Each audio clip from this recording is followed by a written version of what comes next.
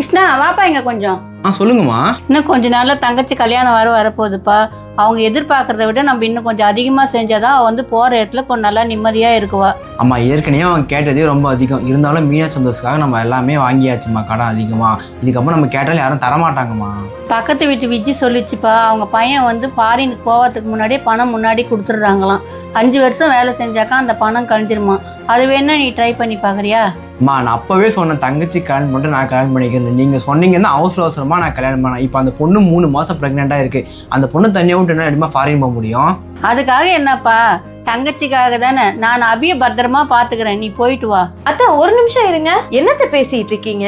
Already மீனாட்சிக்கு நம்ம கொடுக்க வேண்டியது எல்லாத்தையுமே வாங்கி வச்சுட்டோம். இப்ப என்னன்னா தேவையே இல்லாம எக்ஸ்ட்ரா வாங்கணும், அதுக்காக எல்லாம் உங்களை ஃபாரின்ல போய் 5 வருஷம் கஷ்டப்படுன்னு சொல்லிட்டு இருக்கீங்க.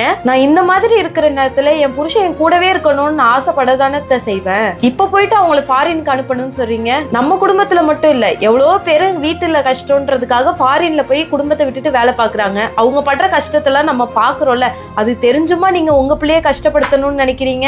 உங்க பொண்ணு வாழ போற இடத்துல சந்தோஷமா இருக்கணும்னு நினைக்கிறீங்க. ஆனா இங்க வாழ வந்த பொண்ணு சந்தோஷமா இருக்கனான்னு கூட நினைச்சு பார்க்க மாட்டீங்கல்ல.